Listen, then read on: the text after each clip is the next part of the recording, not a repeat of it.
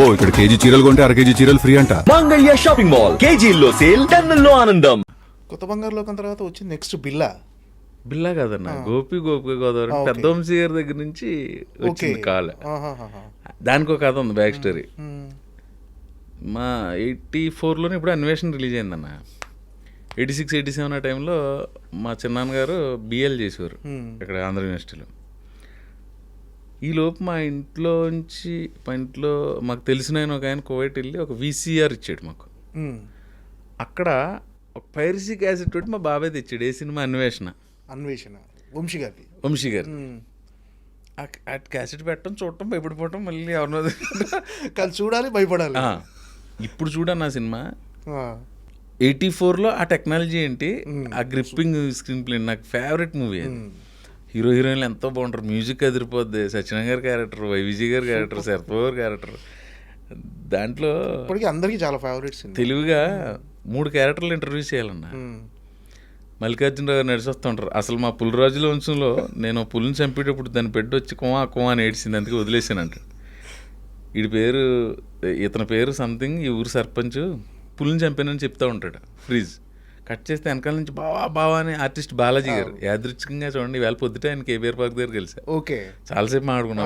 ఆయన అప్పుడు ఎలా ఉన్నాడు, అప్పుడు కంటే యంగా ఉన్నాడు. ఇప్పుడు అది వేరే బాలాజీ అలాగే ఉన్నాడు. ఆయన బావా ఏంట్రా అంటాడు. పులి కనపడింది, చింత పులి కనపడింది అంటాడు ఫ్రీజ్. వీడి పేరు మళ్ళీ సర్పంచ్ బావమరిది, ఎప్పుడు పులి కనిపించిందని చెప్తా ఉంటాడు. ఈ లోపు అవతల పక్కన సుబ్లాయ్ సుధాకర్ గారు వచ్చి పుల్లా గరిస్తే వీళ్ళిద్దరు భయపడిపోతారు. వీడి పేరు ఇంకోటి, ఎప్పుడు కూడా పుల్లా గరుస్తుంటాడు. ఇంట్లోకి వెళ్ళి ఈవిడ పేరు ఇది వైవిజయ్ గారిని.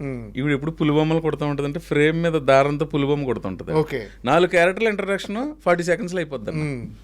అసలు నీకు అంత అది కీరవాణి సాంగ్ అని అద్భుతమైన పాటలు. ఆ వంశీ గారి ప్రభావం ఎక్కువ, అంటే సినిమా ఎక్కువ చూడాలి, ఆర్టిస్ట్ అవ్వాలని తర్వాత, యాక్టర్ అవ్వాలని తర్వాత సినిమా పిచ్చి అప్పటి నుంచి పట్టేసింది. ఆ క్యాసెట్ పదే పెట్టుకు చూడడం, మెల్లిగా ఏజ్ 34 సార్లు చూసుంటాను బ్లాక్ అండ్ వైట్ టీవీలో. అప్పట్లో థియేటర్స్లో హోల్స్ ఉండేవి కదా, అక్కడ వీడియో కెమెరా పెళ్ళిళ్ళకి ఎంత భోషణంలో ఉండేది కెమెరా, అందులో పెట్టి క్యాసెట్ పెట్టి రికార్డ్ చేసేవారంట. దాని మీద పైరసీ అదని, అవేమో క్యాసెట్ షాప్లు ఎక్కువ కదా, దాని మీద కూడా వంశీ గారి సినిమా తీసారు ఏప్రిల్లో విడుదల. ఆ క్యాసెట్ షాప్ దగ్గరికి వెళ్ళి VCRలో క్యాసెట్ అది తెచ్చుకోవడం, ఆ క్యాసెట్ ఎక్కువ చూడటం పిచ్చి పెట్టింది. తర్వాత మహర్షి అని ఒక సినిమా అన్న, నాకు 7 ఏళ్ళు ఉంటాయేమో, 88. ఇది వరకు ట్రాఫిక్ పోలీసులు స్టాప్ బోర్డు ఒకటి పట్టుకునేవారు, దాని వెనకాల ఇలా హ్యాండిల్ ఉంటుంది, ఈ పక్క ఇలా ఆపుతూ ఉండేవారు కదా. వాళ్ళకి ఒక గొడుగులా ఉండి మధ్యలో ఉండేది, ఒక చిన్న నుంచోడానికి ప్లేస్, మధ్యలోంచి పైప్ ఉండి పైన చిన్న అంబ్రెల్లా ఉండి అందులో నుంచునేవారు. అలాంటి దాని మీద భానుప్రియ గారి సిస్టర్ శాంతిప్రియ ఒక భరతనాట్యపు భంగిమలో స్టాప్ బోర్డు పట్టుకుని ఉంటుంది. వంశీ మహర్షి అని ఉంది ఈ సినిమా. వంశీ మహర్షిలో స్టిల్ బాగుంది. నేను నా ఏజ్ గ్రూప్ వెళ్తే వంశీ మహర్షి అంటే ఏంటో సరే ఎవరో చెప్పారు, అరే వంశీ అనేది డైరెక్టర్ గారి పేరు, మహర్షి అనేది title, Vamsi Kanakamahalakshmi recording dance troupe. అది ఫస్ట్ నన్ను ఆకర్షించిన ఇదన్న. ఉదయం పేపర్ అని ఉండేది దాసనారాయణ గారు ఆ టైంకి.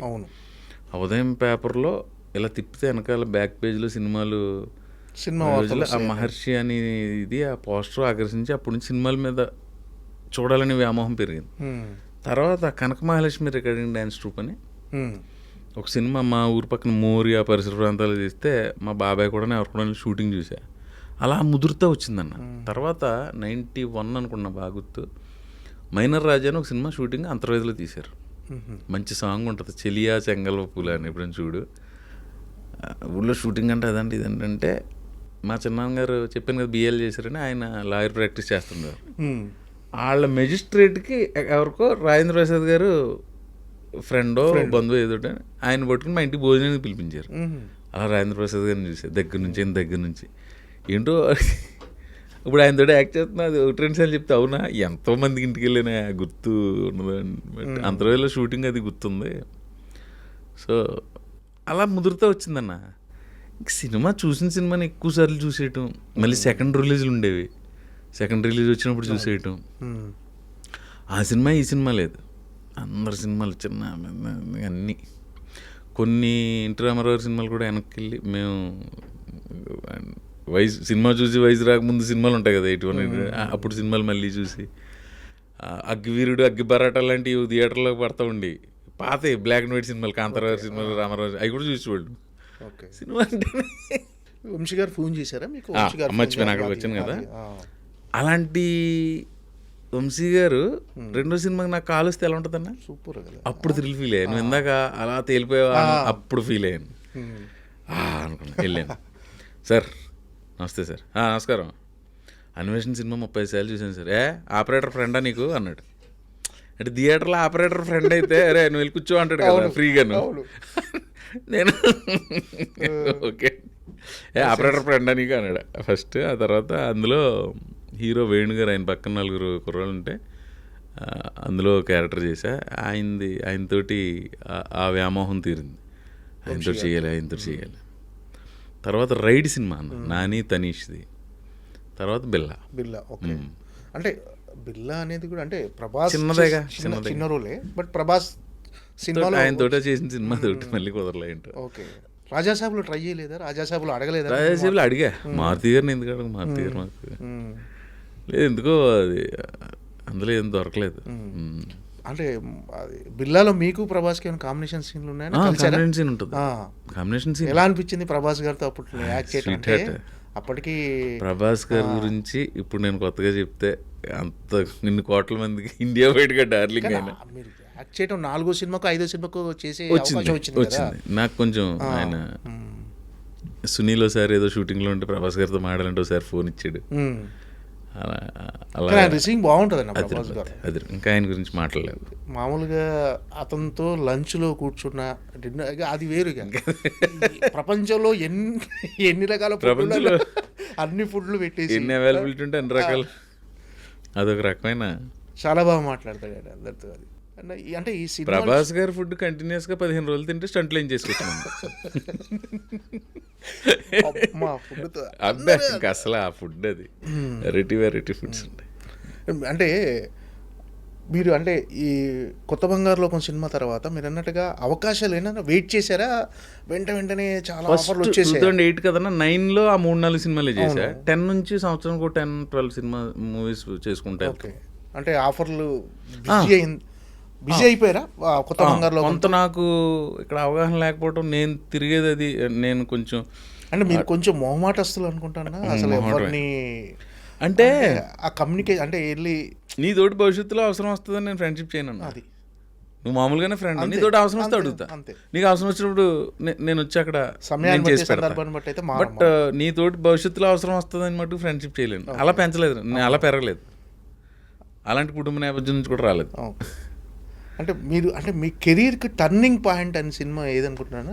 ప్రేమ కథా చిత్రం అనుకోవాలా? ప్రేమ కథా చిత్రం అంటే అప్పటి వరకు చేసిన సినిమాల్లో ప్రవీణ్ ఉన్నాడు, ప్రవీణ్ చేశాడు అని తెలిసిపోయింది. కానీ ఒక మార్క్ అంటే ఫుల్గా మీకంటూ కెరీర్కి టర్నింగ్ పాయింట్ కలిసి ప్రేమ కథా చిత్రం. ఏంటి సార్ ప్రేమ కథా చిత్రంలో అవకాశం ఎలా వచ్చింది అసలు? మామూలు ఒక రోజు ఫోన్ చేశారన్న మారుతి గారి దగ్గర నుంచి ఫోన్ వచ్చింది. తమ్ముడు ఇలా అనుకుంటున్నాం ఒక సినిమా, ఒక కథ, ఇలాగా నువ్వు సుధీర్ బాబు, నందిత అనే అమ్మాయి, ఇంకో క్యారెక్టర్ ఉంటుంది, అది ఇంకా డిసైడ్ అవ్వలేదా? సరే సార్ అన్న. ఫోటో సెషన్ అది 4వ క్యారెక్టర్ లేకుండా మేము ముగ్గురం చేసి, నేను హీరో అమ్మాయి, అదంతా అయిన తర్వాత సినిమా స్టార్ట్ చేసి ఒక క్యారెక్టర్ కావాలి. ఆ క్యారెక్టర్ మన ఏలూరు సీన్ చేయాలి. ఓకే, ఏలూరు సీన్ చేయాలి. సప్తగిరి క్యారెక్టర్ కొంత ఆయనకున్న బిజీ, ఆయన పిఆర్ఓగా బిజీగా ఉంటుంది, తను చేయలేకపోయాడు, సప్తగిరి ఎంటర్ అయ్యాడు. ఇంకా అది ఒక మొయినాబాద్లో అన్న ఒక ఫామ్ హౌస్ అన్న. రోజు 6కి స్టార్ట్ చేయడం, 5:30కి వెళ్ళడం, మేకప్ వేసుకోవడం, ఏదో స్నాక్ ఇచ్చి తినేసి 6కి స్టార్ట్ చేస్తే దంచి కొట్టుడు అన్న, దంచి కొట్టుడు, వేర కొట్టుడు, నాటు కొట్టుడు అన్నట్టు 10కి బ్రేక్, మళ్ళీ 11, 2, ఒక్కొక్కసారి 5 వరకు 2-3 రోజులే అలా చేసుకుంటూ వెళ్ళామన్నా. సుధీర్ బాబు కూడా బాగా ఒక అరగంట ముందర ప్రవీణ్, ఆయన కారు ఉన్నది, ఆ వైట్ కలర్ కారులో కూర్చొని మేము ప్రాక్టీస్.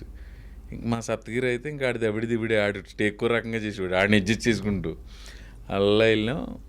లాస్ట్కి వెళ్ళేసరికన్నా ఫైట్ లేదు.